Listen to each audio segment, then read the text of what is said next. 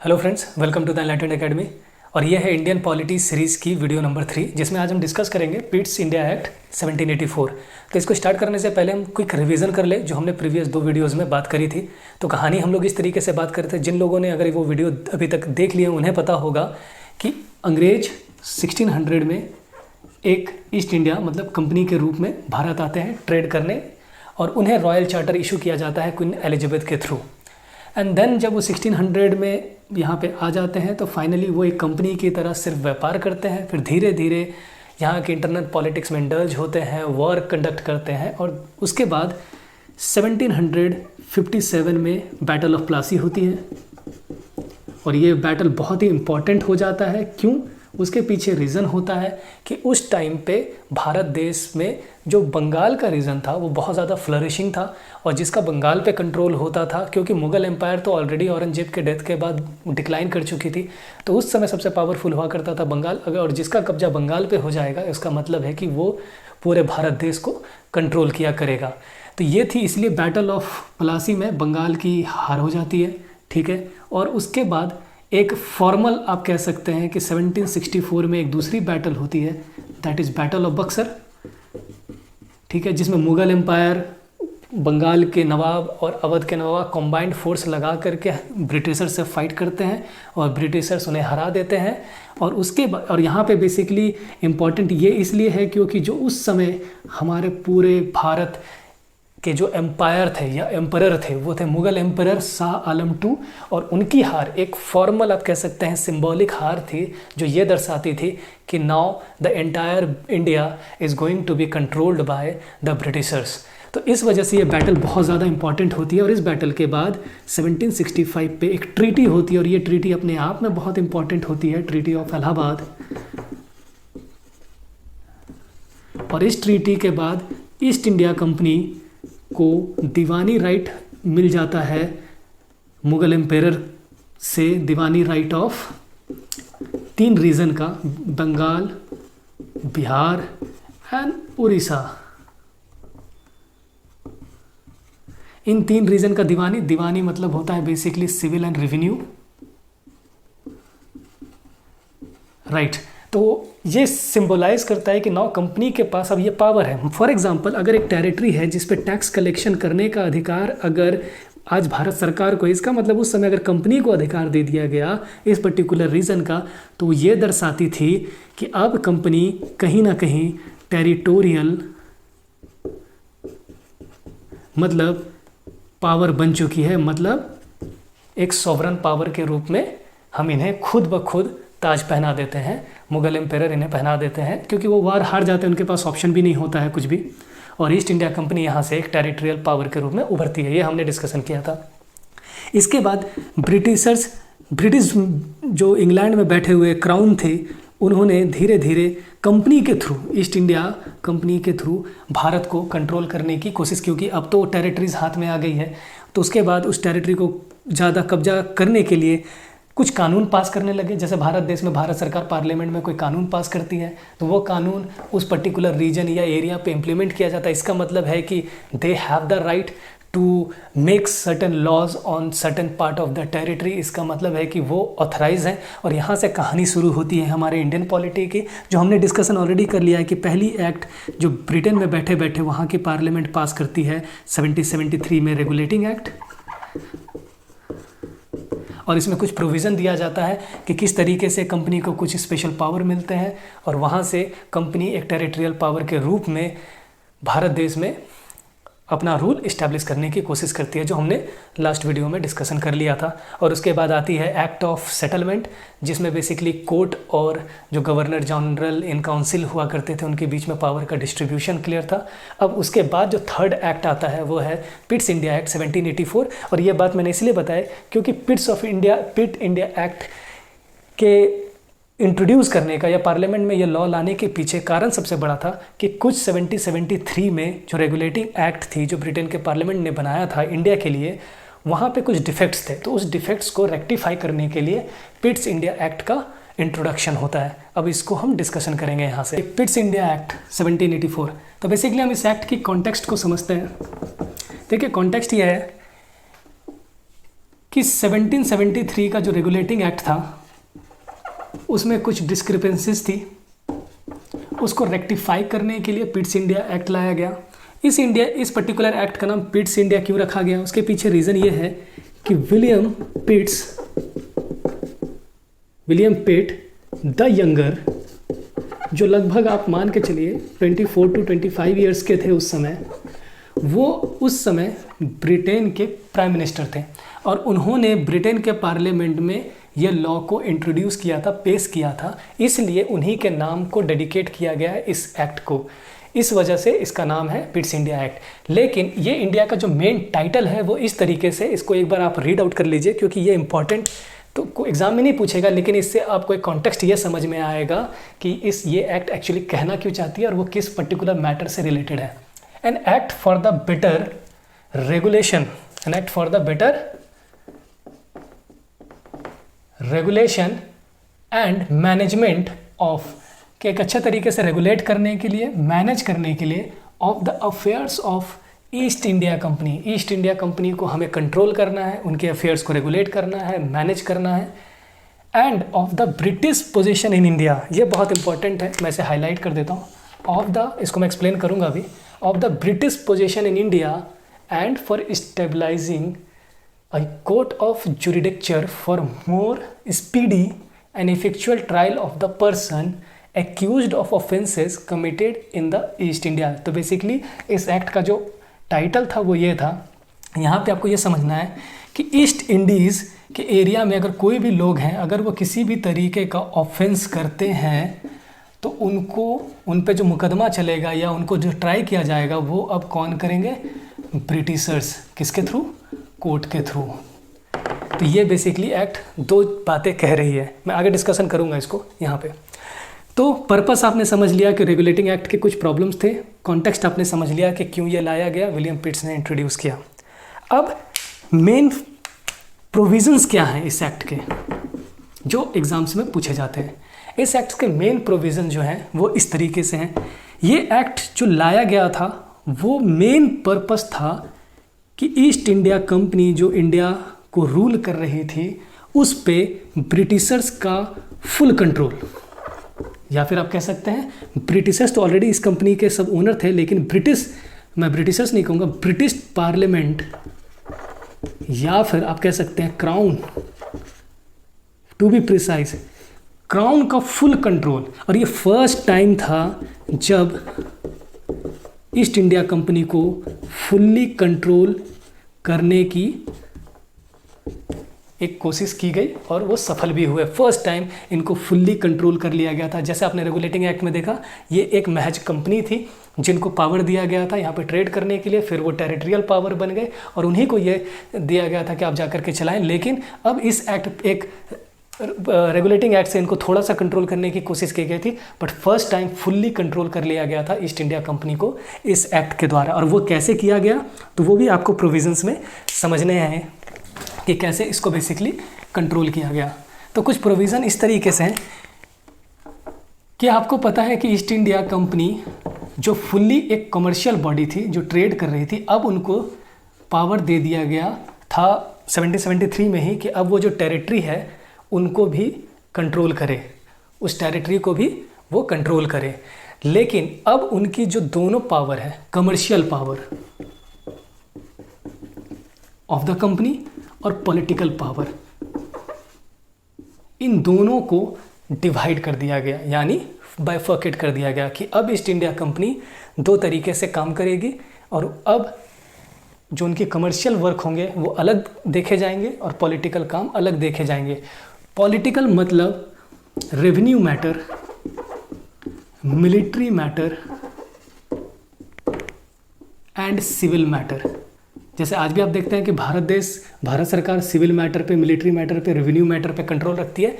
तो एक political matter जो होती है, बेसिकली पॉलिटिकल मैटर पे कंट्रोल उनको डिवाइड कर दिया गया और पॉलिटिकल मैटर को देखने के लिए एक, ये इम्पॉर्टेंट है, एक बोर्ड ऑफ कंट्रोल इंट्रोड्यूस किया गया कि ये बॉडी जो बोर्ड ऑफ कंट्रोल है, इसे बेसिकली एक दूसरे नाम से भी जाना जाता है, बोर्ड ऑफ कमिश्नर्स।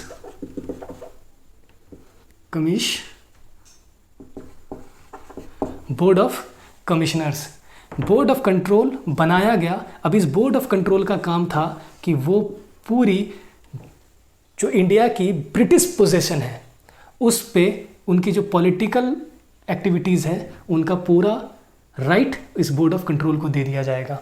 और कमर्शियल जो वर्क है वो ऑलरेडी आपको पता है कि कंपनी में कोर्ट ऑफ डायरेक्टर्स थे,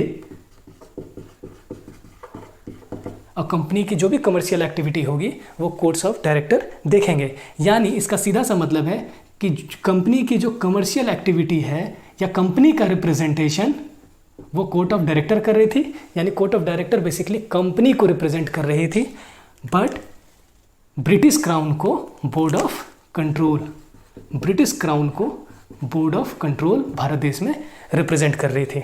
ठीक है, तो ये प्रोविज़न थे।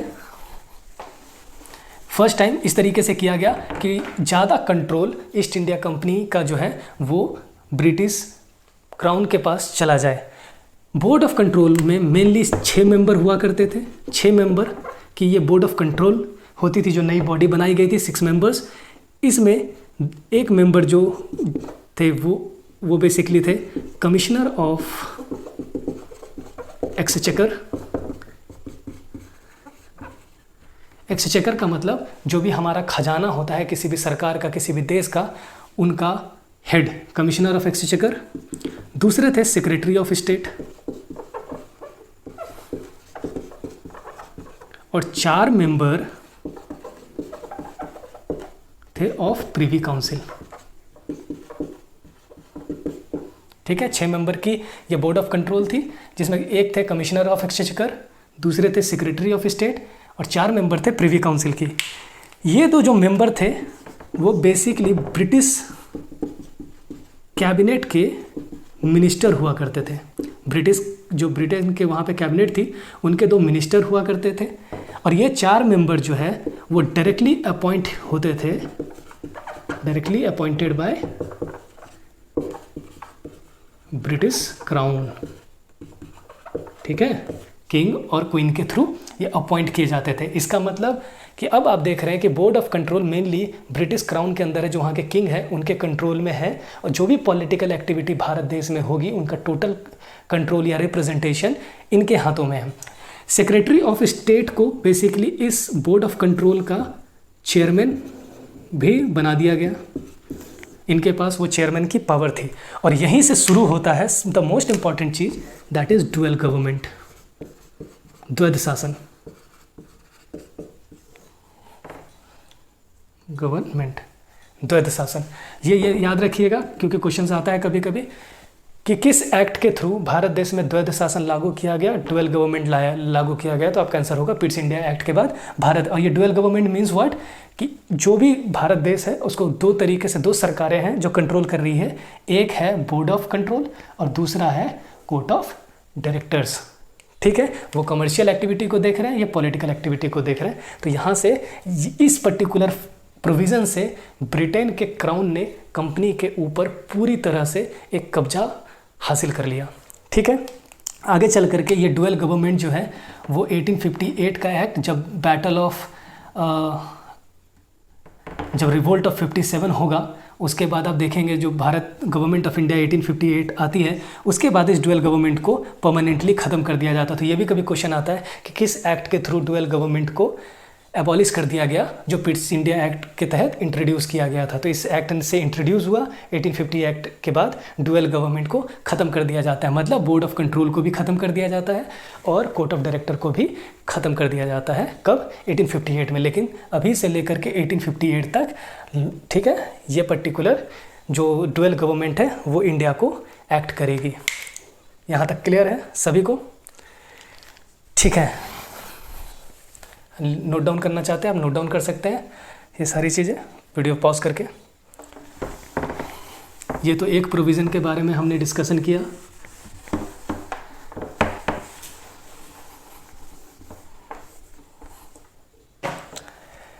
दूसरी जो प्रोविज़न थी इस पर्टिकुलर एक्ट से जो बनाई गई थी, जैसा आप देखते हैं कि यहाँ पे एक कोर्ट ऑफ ज्यूरिडिक्चर की बात करी गई। कोर्ट ऑफ जुरिडिक्चर का मतलब है कि इंग्लैंड में एक कोर्ट इस्टेब्लिश किया गया कि ब्रिटेन यहाँ पे कोई भी अगर ऑफेंसेस होते हैं उसको ट्राई ये कोर्ट अपने सुपरविज़न में करेगी। तो ये एक इम्पॉर्टेंट प्रोविज़न है इस पर्टिकुलर एक्ट का। थर्ड, जो यहाँ पे इस पर्टिकुलर एक्ट में मेंशन किया गया कि जितने भी सर्वेंट्स हैं ऑफ द कंपनी,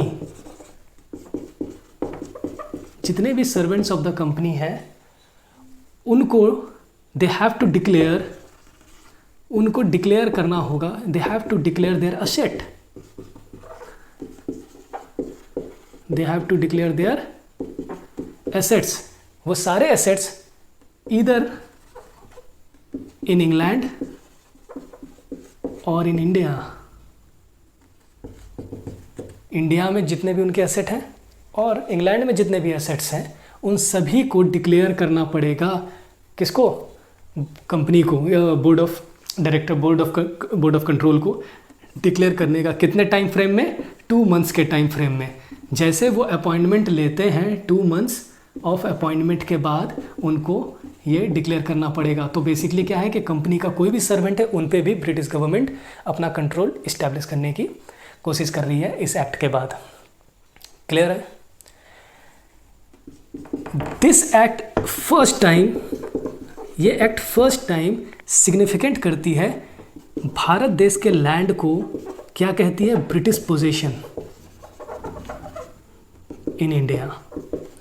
मतलब कि जो भी टेरिटरी है वो अब ब्रिटिश पोजीशन है। जो मैंने आपको कहा था कि मैं एक्सप्लेन करूंगा, the British position in India, कि फर्स्ट टाइम दिस एक्ट, क्योंकि क्वेश्चन कभी कभी आएगा आपको कि किस एक्ट के बाद पहली बार ब्रिटिशर्स ने यह रिकॉग्नाइज किया कि जो टेरिटरी है इंडिया के अंदर वो हमारी है, मतलब हमारे पोजीशन में है, मतलब हमारे कब्जे में है। फर्स्ट टाइम ऑफिशियली ये डिक्लेयर किया जाता है कि भारत में जो कुछ टेरिटरी है वो ब्रिटिश पोजीशन है, और वो क्लियरली आप देखेंगे कि इस एक्ट के टाइटल में मेंशन किया गया है। तो ये सिग्निफिकेंस था। बेसिकली इस एक्ट के 2 ही सिग्निफिकेंस है कि first time British position in India officially बताया गया। इसका मतलब है वो ऑफिशियली ब्रिटेन डिक्लेयर कर दी कि इंडिया अब ब्रिटिशर्स के कंट्रोल में है, जो अभी तक नहीं था। अभी तक हम समझ रहे थे, लेकिन एक्चुअल में जो होता है कि ऑफिशियली नहीं था, बट अब वो ऑफिशियली डिक्लेयर कर दिया गया। एक सिग्निफिकेंस है। और दूसरा है कि कंपनी को फुल्ली कंट्रोल किया गया इस एक्ट के बाद। ठीक है। तीसरा, चौथा प्रोविज़न है गवर्नर ऑफ, या फिर प्रेसिडेंसी में लिख देता हूँ,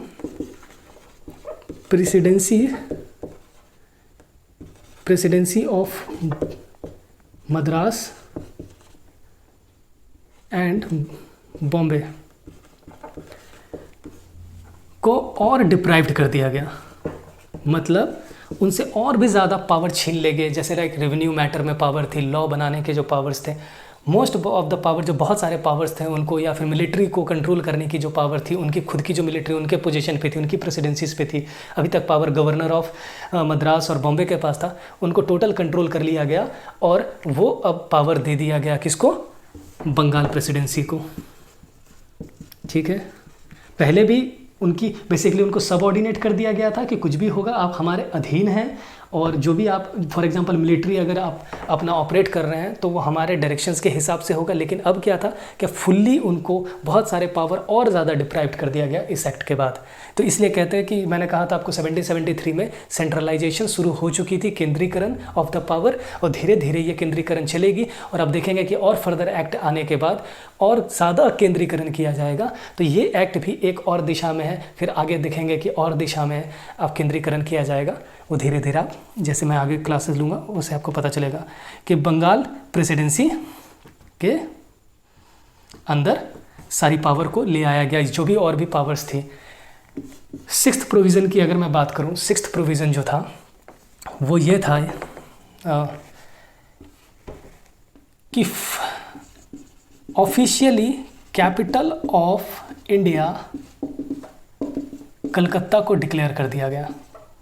जैसे आपने देखा कि आफ्टर दैट, इसके 1765 के बाद 1773 के समय मुर्शिदाबाद से ट्रांसफ़र कर दिया गया था कोलकाता में सारी प्रेसिडेंसीज़ को वहाँ से ऑपरेट करने लगे थे और फॉर्मली कैपिटल मान रहे थे, लेकिन अब ऑफिशियली जो है कलकत्ता को कैपिटल ऑफ इंडिया डिक्लेयर कर दिया गया था इस एक्ट में। तो कभी कभी क्वेश्चन आता है कि कलकत्ता को भारत देश का कैपिटल किस एक्ट से बनाया गया, तो आपका आंसर होगा पिट्स इंडिया एक्ट से बनाया गया। ठीक है, क्लियर। 7th प्रोविज़न की अगर हम बात करें, जो मोस्ट इंपॉर्टेंट प्रोविज़न अब आ रहा है वह है कि गवर्नर जनरल इन काउंसिल के बारे में हमने बात करी थी कि regulating act governor general of Bengal, governor of Bengal को गवर्नर जनरल ऑफ बंगाल बनाया जाता है। Warren Hasting first governor general of Bengal बनते हैं और गवर्नर जनरल को एग्जिस्ट करने के लिए 4 मेंबर की, ठीक है, 4 मेंबर्स की एक गवर्नर जनरल इन काउंसिल बनाया गया था, जिसे हम एग्जीक्यूटिव काउंसिल भी कहते हैं। ये ऑलरेडी मैंने आपको पिछले क्लास में बताया है, ठीक है। इसे एग्जीक्यूटिव काउंसिल भी कहा जाता है और ये सब आप याद रखिएगा क्योंकि आगे भी आपको ये इसके बारे में पढ़ना है। एग्जीक्यूटिव काउंसिल ऑफ 4 जो मैंने बताया था कि 4 मेंबर की गवर्नर जनरल इन काउंसिल बनाया गया था गवर्नर जनरल को एग्जिस्ट करने के लिए। ये कब बना था? 1773 रेगुलेटिंग एक्ट के तहत। लेकिन इस एक्ट से इस 4 मेंबर को 3 मेंबर में कन्वर्ट कर दिया गया।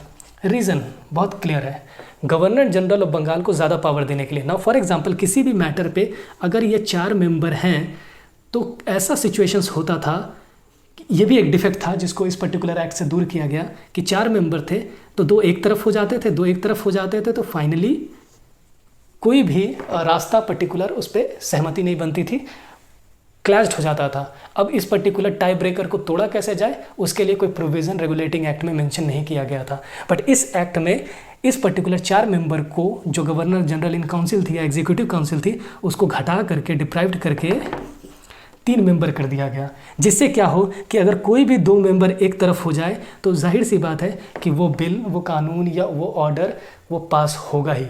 सिंपल सी बात है, 3 मेंबर हैं तो जाहिर सी बात है 2 कहीं ना कहीं एक तरफ होंगे। ऐसा नहीं होगा कि कोई बोलेगा कि नहीं मुझे कुछ वोट ही नहीं करना किसी पर्टिकुलर चीज़ पे, तो जिस तरफ हो जाएंगे। तो ये बहुत आसान कर दिया गया एक बात। अब इन 3 मेंबर में एक मेंबर जो है उनको एक पोस्ट दे दिया गया और इससे भी ब्रिटेन की पावर और ज़्यादा मजबूत होती है।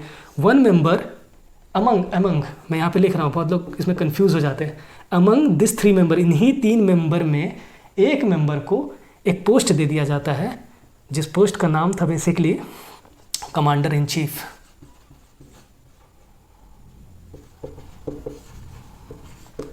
ठीक है, commander in chief of military.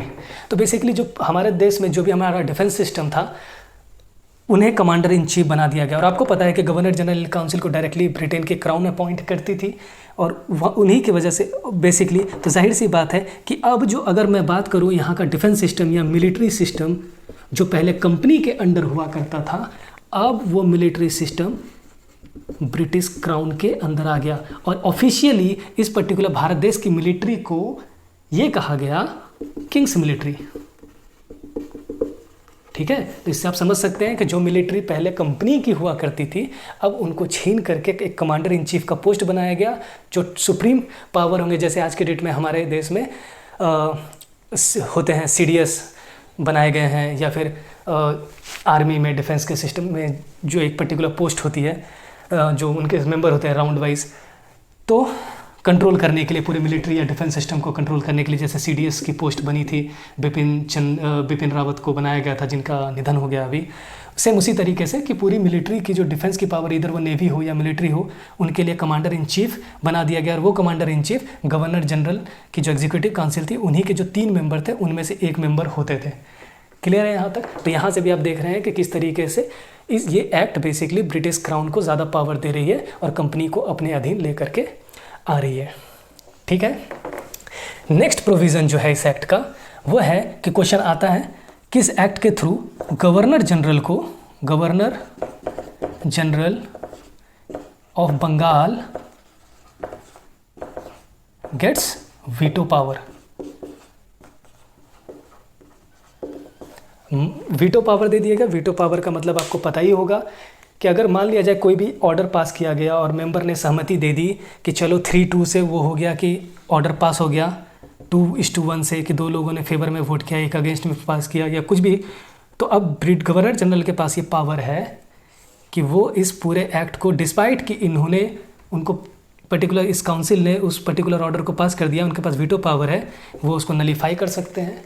तो वीटो पावर कोई भी मतलब है कि कोई भी चीज़ आप करो, मेरा वीटो है, इसका मतलब वो खारिज हो जाएगा, या मुझे पास करना होगा तो आप रिजेक्ट भी कर रहे हो लेकिन मेरी मर्जी है, मैं पास करना चाहता हूँ तो मैं कर दूंगा।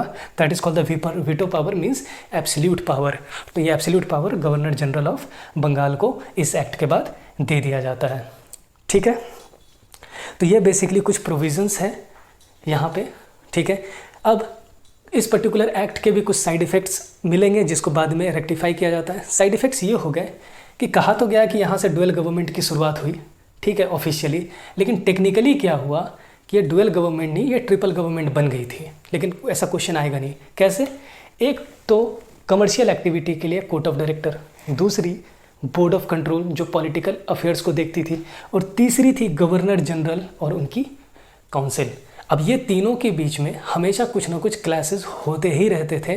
तो इस वजह से धीरे धीरे आप देखेंगे फर्दर एक्ट में कि किस तरीके से पावर को और ज़्यादा सेग्रीगेट किया जाता है, क्लियरली डिफाइन किया जाता है, क्योंकि इस एक्ट में भी बहुत सारी चीज़ें कि भैया क्या एग्जैक्टली पावर होगा बोर्ड ऑफ कंट्रोल का, क्या एग्जैक्टली पावर होगा कोर्ट ऑफ डायरेक्टर्स का, क्या एग्जैक्टली पावर होगा गवर्नर जनरल, और बहुत सारे पावर आपस में क्लैश भी कर रहे थे। तो ये सारी चीज़ें बाद में जो फर्दर एक्ट्स आएंगे उसमें रिजॉल्व होंगे।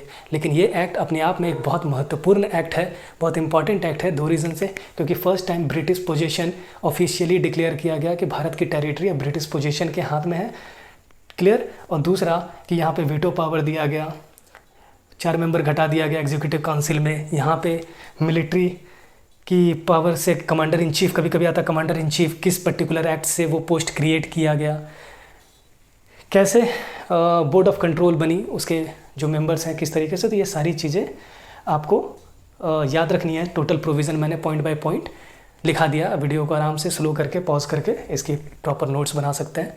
तो ठीक है, मिलते हैं नेक्स्ट वीडियो में। अगर आपको ये वीडियो बहुत ज़्यादा इन्फॉर्मेटिव लगा है तो आप अपने दोस्तों के साथ जो या आपके फर्दर एस्पिरेंट्स हैं उनके साथ आप शेयर कीजिए। और अगर अभी तक आपने चैनल को सब्सक्राइब नहीं किया तब चैनल को सब्सक्राइब भी कीजिए और बेल आइकन को भी प्रेस कीजिए कि अगर कोई भी वीडियोस अपलोड होती है तो सबसे पहले आपको अलार्म जाए और आप उसे बेसिकली आराम से कंटिन्यूएशन में देखते चले जाएं। वैसे मेरी कोशिश है कि हर एक दिन एक पर्टिकुलर वीडियो पॉलिटी की, इंडियन पॉलिटी की सीरीज़ की हर रोज़ मैं अपलोड करूं, जो मैं आने वाले टाइम में कोशिश करूंगा कि पर डे एक वीडियो अपलोड करूं। तो ये कोशिश रहेगी। तो अगर आपको कोई भी डाउट्स हो इस पर्टिकुलर एक्ट पे तो आप कमेंट करके मुझे बता सकते हैं या पूछ सकते हैं कि इस एक्ट में आपको कुछ समझ नहीं आया हो, तो मैं आपको रिप्लाई करके उस पर्टिकुलर एक्ट को क्लियर करूँगा। या बहुत ज़्यादा अगर कन्फ्यूज़न होगा या कोई डाउट्स होगा तो मैं उसे नेक्स्ट वीडियो में भी क्लियर करूँगा। ठीक है, आई होप आपको ये वीडियो इन्फॉर्मेटिव लगा होगा। मिलते हैं नेक्स्ट वीडियो में। जय हिंद।